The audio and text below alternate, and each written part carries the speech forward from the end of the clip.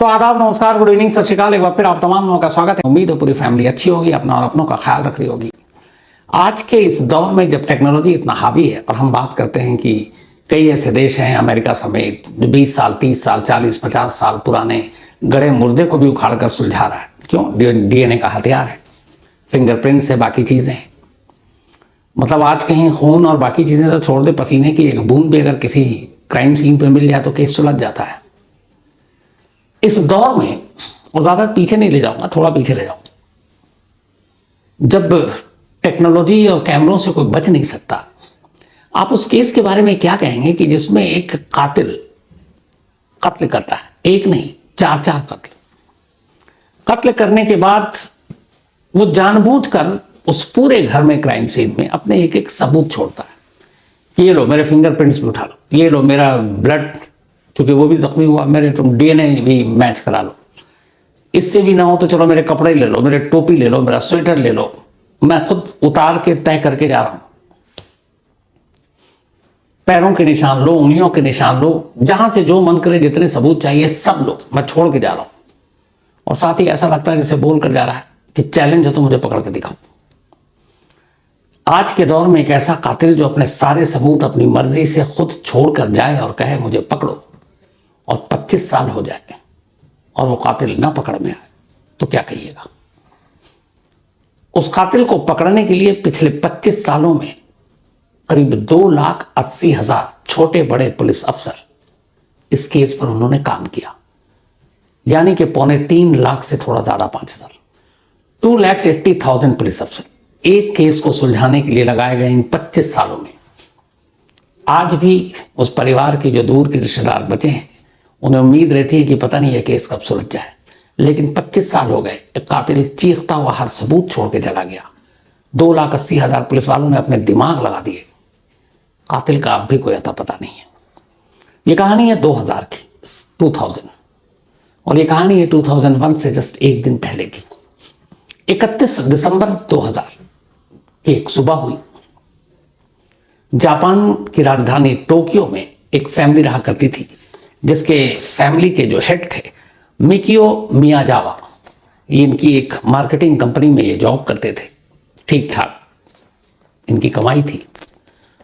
2000 में इनकी उम्र थी 44 ईयर। इनकी वाइफ इनके साथ रहती थी यासुका, 41 ईयर, और इनके 2 बच्चे थे, एक बेटी और एक बेटा। बेटी थी 6 साल की नीना, और बेटा था 4 साल का रे। तो रे, नीना और पति पत्नी ये 4 लोग टोक्यो से थोड़ा सा हटकर एक शांत इलाका जिसका नाम है सितागाया, वहां रहा करते थे। 31 दिसंबर की सुबह जब हुई, और उस दिन 31 दिसंबर साल का आखिरी दिन, नए साल का जश्न मनाना, तो इन लोगों की बहुत सारी प्लानिंग थी। सुबह हुई, 10-11 बज गए, लेकिन फैमिली में से किसी ने अपने रिलेटिव को फोन नहीं किया क्योंकि उस दिन बहुत सारे गैदरिंग और मिलना जुलना था। तो उसी में से जो यासुका थी, यासुको, उसकी माँ उसको लगातार फोन कर रही थी और वो घर पे कोई फोन नहीं उठा रहा। उन्हें बड़ा अजीब लगा क्योंकि घर पे आज सबको होना था, उस दिन छुट्टी थी। तो जब काफी फोन करने के बाद भी सभी को फोन नहीं उठाया तो यासुको की माँ पहुंच गई घर कि क्या बात है। घर गई तो देखा कि दरवाजा खुला है। जैसे ही वो अंदर जाती है उनकी चीखें निकल जाती हैं। अंदर एक कमरे में मिकियो मियाजावा की लाश पड़ी थी, दूसरे कमरे में जाती हैं तो वहां माँ और बेटी की लाश पड़ी थी, और तीसरे कमरे में जाती हैं तो वहां बेटे रेई की लाश पड़ी थी। घर में खून ही खून, चारों को तेज धार हथियार से मारा गया था। वो बौखलाई हुई बाहर आती हैं। इसके बाद दूर में आस पड़ोस में कुछ पड़ोसी थे, उनको बुलाया जाता है, फिर पुलिस को खबर दी जाती है, फिर पुलिस आती है। अब पुलिस तफ्तीश करती है, सारे फिंगरप्रिंट सारे सबूत उठाती है। उसका देख के कर अब पूछताछ होती है कि किसी से दुश्मनी क्या, तो पता चलता है कि नहीं, इनमें से किसी से कोई दुश्मनी नहीं थी। कोई फैमिली का कोई लड़ाई झगड़ा नहीं, प्रॉपर्टी का नहीं, पैसों का नहीं, मतलब बहुत ही क्लीन और शरीफ परिवार है। तो कोई दुश्मनी नहीं, कभी किसी ने धमकाया नहीं। वैसे भी जापान में बड़े लोग शराफत से रहते हैं। तो पुलिस को था कि क्यों हुआ। तो सबसे पहले पुलिस ने पूरे घर के एक सबूत को उठाने की कोशिश की फॉरेंसिक टीम के साथ।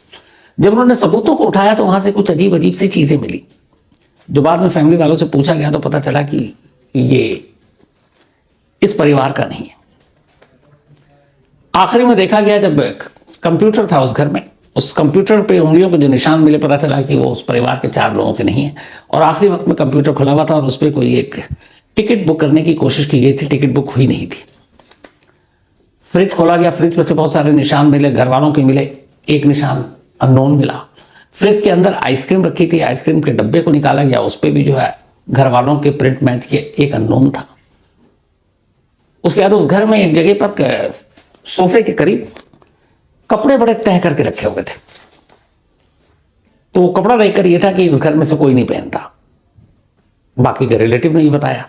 उन कपड़ों में एक स्वेटर था, एक टोपी थी और एक फैनी पैक था। जो स्वेटर था वो कोरिया का बना हुआ था, टोपी भी नॉर्मल थी। जब पता किया गया तो पता चला कि ये स्वेटर ऐसा यहाँ इस जापान में बहुत कम लोग पहनते हैं। फिर ये हुआ कि आइसक्रीम के पैक पे जो निशान मिले थे, ये था कि जो भी था कातिल उसने बैठ के आइसक्रीम भी खाई है। घर में उसकी जगह जगह हर कमरे में उसके निशान थे। इस निशान को देखकर पुलिस ने अंदाजा लगाया कि उसने बड़ी तसल्ली से घर में वक्त बिताया। फिर पुलिस ने आस पड़ोस के लोगों से जब बयान दर्ज किया तो ये हुआ कि 30 दिसंबर की रात को यह परिवार करीब 9 बजे के आसपास, ये परिवार इसी वक्त सो जाया करता था, तो सो गया, लाइट वाइट बंद थी। और उसके बाद सुबह माँ ने जब खोला तभी आई। तो पुलिस ने सारे जो सीक्वेंस को मिलाया, उससे अंदाजा हुआ कि रात को ही कोई शख्स आया और आने के बाद उसने एक एक कर सबको मारा। लेकिन फैमिली में 4 लोग, अब पुलिस यहाँ पे 2 हिस्सों में बटी हुई थी कि काम एक का ही या इससे ज्यादा का है। लेकिन पूरे घर में सिवाय एक अननोन के जो उसका फिंगरप्रिंट मिला है या फिर डीएनए सैंपल मिला या बाकी चीजें मिली, कोई दूसरा निशान नहीं मिला। तो इससे पुलिस इस नतीजे पर पहुंची कि इन 4 कत्ल को करने वाला एक ही शख्स है। अब जितने भी डेटा बैंक ये वो सब पुलिस ने ढूंढ निकाला, कहीं से मैच नहीं किया। डीएनए के सैंपल पता नहीं कितने लोगों से मैच कराया गया, कहीं से मैच नहीं किया। और पुलिस परेशान, ढूंढ रही है, कोई फायदा नहीं।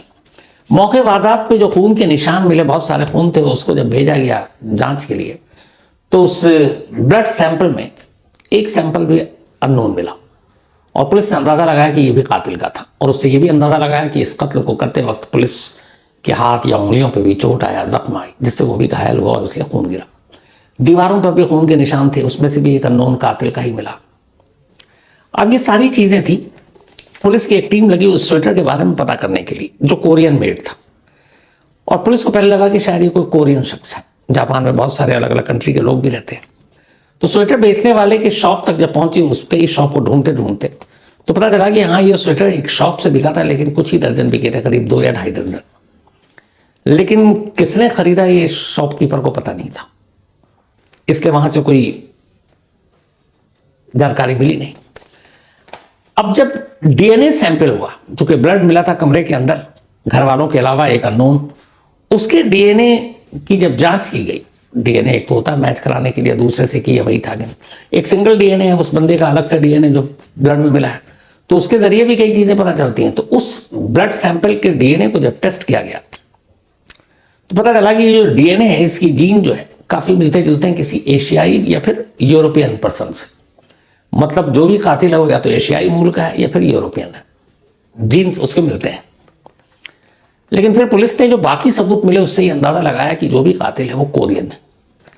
अब टोक्यो के आसपास जितने कोरियन, उस रात की मूवमेंट, हर एक को खंगाला जाने लगा। जो भी थोड़ा सा बैड कैरेक्टर, कुछ ऐसे क्रिमिनल या कुछ चोरी बाकी चीजों में कोरियन पकड़े गए, उन सब की पूरी कुंडली निकाली गई। पता किया गया कि उस रात कौन कौन कहाँ पे उनकी मौजूदगी थी।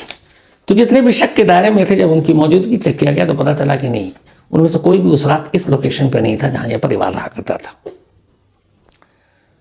तो पुलिस के हाथ खाली। अब लगा कि जिस तरीके से मारा गया तो यह मामला कहीं ऐसा तो नहीं है पैसे लूटपाट रॉबरी। पुलिस ने जब घर की तलाशी तो हैरान रह गई, उस घर से एक चीज भी चोरी नहीं हुई थी। घर में काफी कैश था, बाकी भी कीमती सामान थे, लेकिन हर सामान अपनी जगह करीने से था, उसको खोलकर उलट पुलट कर भी देखने की कोशिश नहीं की गई थी। तो पुलिस को यह अंदाजा हो गया कि ये मामला लूटपाट का भी नहीं है, रॉबरी का भी नहीं है। तो फिर कौन हो सकता है? अब फिर से पुलिस दुश्मनी के पन्नों पर गई पलटने के लिए। ऑफिस में जहां वो मार्केटिंग कंपनी में काम करते थे कि कोई हो सकता है कोलीग हो, कोई कॉम्पिटिटर हो, वहां सारे कर लिए। इवन अफेयर के एंगल से पुलिस ने जांच कर लिया, पता चला कि उसमें भी बिल्कुल क्लीन है। वाइफ के भी एंगल से जांच किया, उसमें भी क्लीन। बच्चे 4 और 6 साल के, कोई शक की गुंजाइश उधर बची नहीं। परिवार में जितने रिलेटिव थे उनको सारा छान मारा, वहां से कुछ नहीं। नेबर जितने थे उनको छान मारा, वहां से कुछ नहीं। ये फैमिली इतनी शरीफ थी। तो अब दुश्मनी का एंगल पे गया, रॉबरी का एंगल पे गया, तो अब क्या बचता है? अब पुलिस पता करती है कि इस इलाके में कौन कौन लोग रहते हैं। तो पता चला कि जो ये इलाका था जहाँ ये रहते थे, तो बहुत सारे लोग 2000 से पहले अब यहाँ छोड़कर थोड़ा और दूर जा रहे थे, शायद सुकून की तलाश में। इस परिवार को भी कई लोगों ने कहा, पर इन्होंने कहा कि नहीं, जब आप लोग जा ही रहे हो तो हमें तो सुकून वैसे ही मिल जाएगा। तो बाद में कुछ लोग रहे, लेकिन बड़े अच्छे रिश्ते थे पड़ोसियों के साथ। तो हर तरफ से पुलिस के हाथ खाली। अब इसके बाद पुलिस को फिर लगा बीच में कि थोड़ी सी कोरियन वाली थ्योरी गलत है। तो लगा कि हो सकता है कि जरूरी है कि कोई जापानी मूल का ही हो, और शायद उसने किया हो। अब कुछ ऐसे जापानी बैड कैरेक्टर या पुलिस के रिकॉर्ड में उनकी भी पूरी कुंडली खंगाली गई, वहां से भी कुछ नहीं मिला।